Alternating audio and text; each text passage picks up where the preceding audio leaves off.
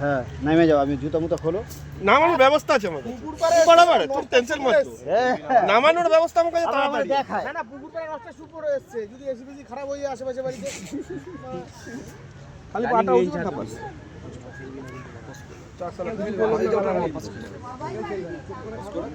আরেকবার যাবে মনে হয়, আরেকবার যাবে।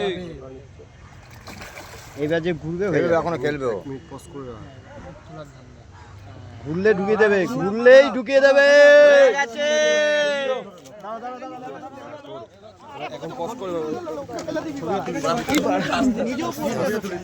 ভালো